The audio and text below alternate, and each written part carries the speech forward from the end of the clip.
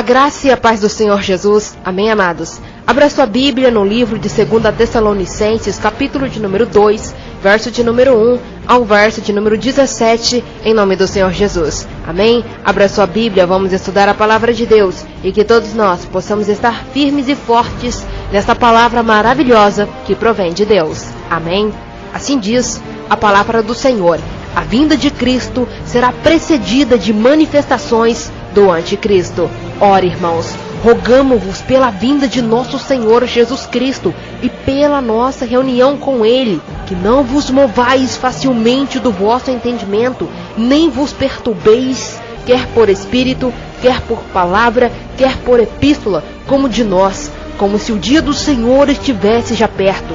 Ninguém de maneira alguma vos engane, porque não será assim, sem que antes venha a apostasia e se manifeste o homem do pecado, o filho da perdição, o qual se opõe e se levanta contra tudo o que se chama Deus ou se adora, de sorte que se assentará como Deus no templo de Deus, querendo parecer Deus. Não vos lembrais de que estas coisas vos dizia quando ainda estava convosco? E agora vós sabeis o que o detém, para que o seu próprio tempo seja manifestado, porque já o ministério da injustiça opera somente a um que agora resiste, até que do meio seja tirado. Então será revelado o iníquo, a quem o Senhor desfará pelo seu assopro da sua boca, e aniquilará pelo esplendor da sua vinda, a este, cuja vinda é segundo a eficácia de Satanás, com todo o poder e sinais e prodígios de mentira, e com todo o engano da injustiça, para os que perecem, porque não receberam o amor da verdade para se salvarem. E por isso Deus lhes enviará a operação do erro, para que creiam na mentira, para que sejam julgados todos os que não creram na verdade, antes tiveram prazer na iniquidade. Mas devemos sempre dar graças a Deus por vós, irmãos amados do Senhor, por vos ter Deus elegido desde o princípio para a salvação, em santificação do Espírito e fé da verdade, para que pelo nosso Evangelho vos chamou para alcançardes a glória de nosso Senhor Jesus Cristo. Então, irmãos, estáis firmes e retende as tradições que vos foram ensinadas, e sejam por palavra, seja por epístola, e o próprio nosso Senhor Jesus e o nosso Deus Pai, que nos amou e em graça nos deu uma eterna consolação e boa esperança, console o vosso coração e vos conforte em toda boa palavra e obra. Amém, amados? Nesta carta, amados, Paulo descreve o fim do mundo e a segunda vinda de Cristo. Ele diz que um grande sofrimento e muitas dificuldades estão por vir, mas o mal não prevalecerá, porque Cristo retornará para julgar todas as pessoas. Embora Paulo apresentasse alguns sinais do tempo do fim, sua ênfase, assim como a de Jesus em Marcos 13, está na necessidade de cada pessoa se preparar para a volta de Cristo, vivendo corretamente dia após dia. Se estivermos prontos, não temeremos que nos preocupar com os eventos que procederão da volta do Senhor Jesus. Deus controla todos os acontecimentos. Sabe o que estava acontecendo, amados? As pessoas estavam ficando desesperadas, estavam ansiando a volta de Cristo, estavam deixando tudo e todos esperando a volta do Senhor, mas eles estavam ouvindo uma apostasia, uma mentira que estava tendo por falsos profetas. Então Paulo vem a dizer em sua carta: irmãos, não vos perturbeis e que ninguém vos engane, porque antes da volta de Cristo haverá a apostasia, ou seja, a operação do erro. Sem antes que venha a apostasia, não tem como o Senhor Deus vir. Estejam preparados, igreja, porque a volta de Deus não virá sem antes que aconteça isto. Então Paulo estava lembrando a estes irmãos: lembrai-vos da palavra que eu vos falei. Não acreditei nestes falsos profetas, porque muitos virão em nome de Deus. Mas não vos engane, porque aquele, aleluias, virá com toda a glória e o seu poder, e virá, aleluias, para arrebatar todos aqueles que permaneceram firmes e fortes no caminho do Senhor.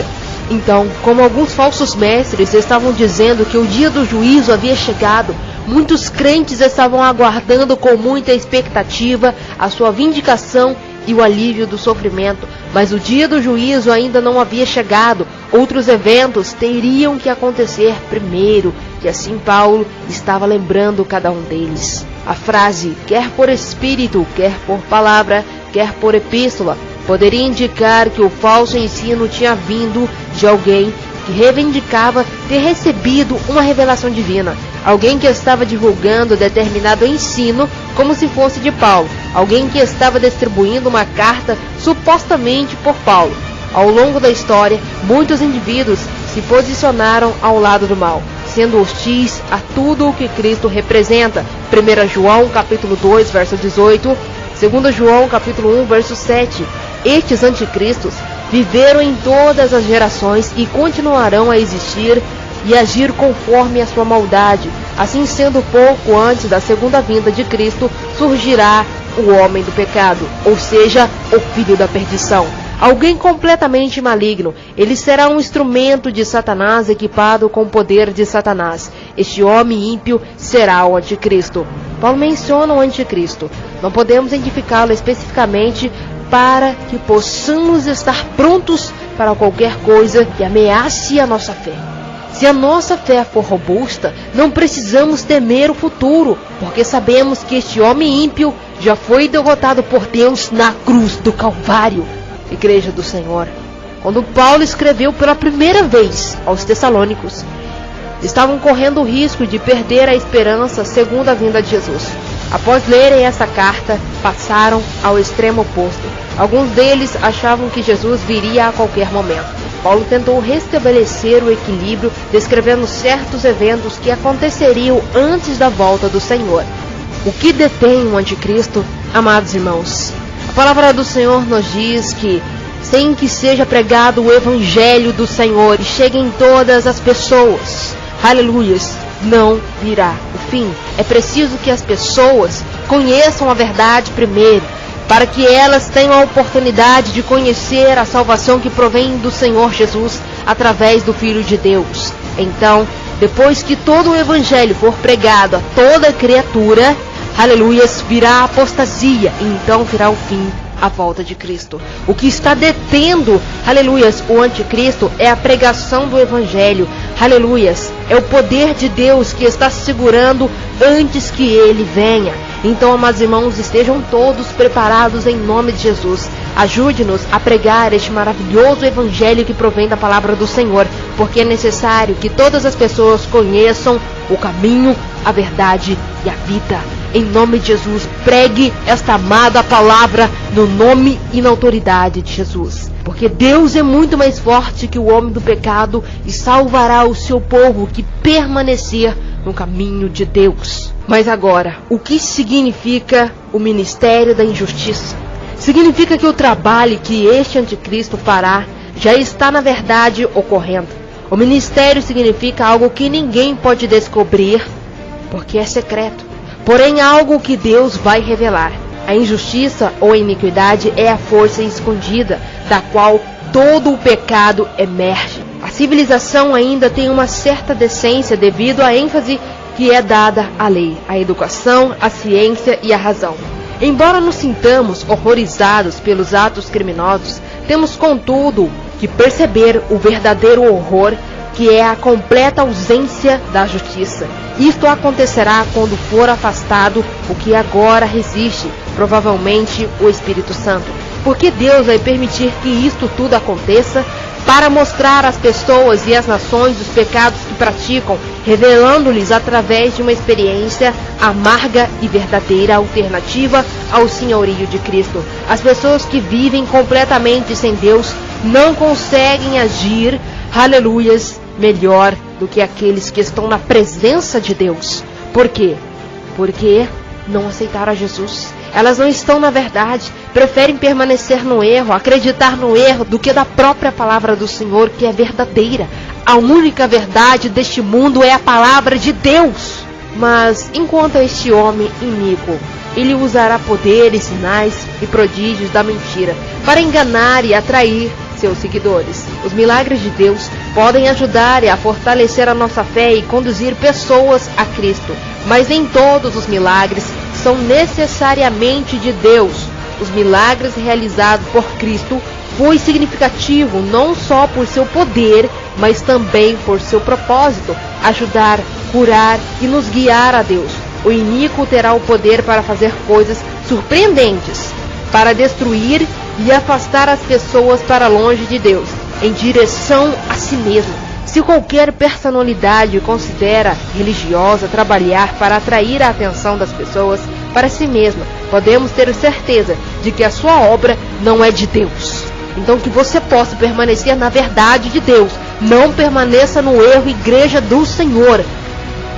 Porque todos nós temos o conhecimento da palavra e todos nós que possuímos o conhecimento da palavra do Senhor, devemos levar este evangelho àqueles que não conhecem a verdade. Este homem iníquo, igreja, com o seu poder e milagres, enganará aqueles que recusarem a crer na verdade de Deus. Deus concede às pessoas a liberdade e podem dar as costas ao Senhor e crer na mentira. Se disserem não à verdade, experimentarão as consequências de seus próprios pecados. Ou seja, aquele que quiser acreditar no anticristo e adorá-lo e venerá-lo, estará negando a Deus, aleluias, e negando a Jesus. O único que pode te salvar é somente Jesus. É através dele que provém a sua salvação. Então corra para ele, busque a ele, adore a ele, venere a ele, e não a outro Deus, nem tampouco o anticristo. Porque nenhum deles poderá te salvar, assim como Jesus pode nos salvar. Contudo, agora, Paulo ensinava constantemente que a salvação começa e termina com Deus. Não podemos fazer nada para sermos salvos por nossos próprios méritos.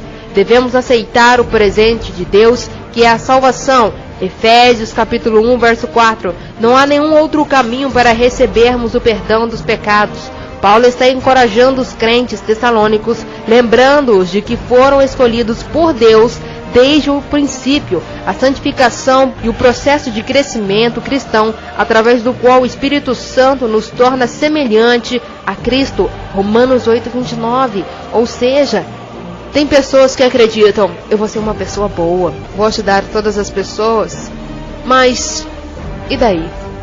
Eu posso ser uma pessoa boa, posso dar de vestir a quem não tem, dar de comer a quem não tem, mas será que eu aceitei a Jesus?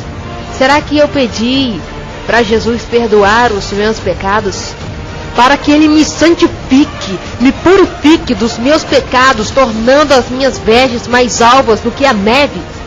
Não adianta ter boas obras, igreja. É preciso ter o Espírito Santo, igreja. É preciso ter Jesus. É preciso ter Deus. É preciso ter a Trindade em sua vida. Aleluias. Em nome de Jesus, igreja. Esteja com a Trindade de Deus. Em nome de Jesus. Porque Deus é maravilhoso e tem misericórdia por cada um de nós. Verso de número 14 a 15. Deus operou através de Paulo, os seus companheiros na pregação do Evangelho, para que as pessoas pudessem compartilhar a glória de Deus. Pode parecer estranho que Deus opere através de nós, criaturas humanas, falíveis, infiéis, indignas de confiança, mas Ele nos deu o fantástico privilégio de realizar sua grande missão, dizer ao mundo como encontrar a salvação. Paulo sabia que os tessalônicos enfrentariam as perseguições dos falsos mestres do mundanismo e apatia em relação à verdade, a ponto de abandonarem a fé. Então rogou-lhes que permanecessem firmes e se apegassem à verdade que lhes havia ensinado tanto através de suas cartas quanto pessoalmente. Nós também podemos enfrentar perseguições, falsos ensinos, mundanismo e apatia. Devemos nos apegar à verdade dos ensinos de Cristo, porque a nossa vida depende deles. Jamais se esqueça da realidade da vida e do amor de Cristo. Então, amados, assim como Paulo estava dizendo à igreja, confortando com a palavra de Deus, e encorajando eles para que permanecessem no caminho de Deus, assim também eu vos digo, permaneçam firme e forte no caminho do Senhor, independente da situação, igreja. É preciso permanecer, é preciso ser fiel a Deus, ter fidelidade para com Ele, ter intimidade com o Senhor. Queira ter a presença de Deus em sua vida e não a presença do erro, da mentira e tudo aquilo que é iníquo perante ao Senhor Jesus. Amém? Essa foi a palavra de Deus com a missionária Karina. Eu agradeço a rica oportunidade em nome do Senhor Jesus. Que a graça e a paz do Senhor Jesus, igreja, estejam sempre com cada um de nós, em nome de Jesus. Amém.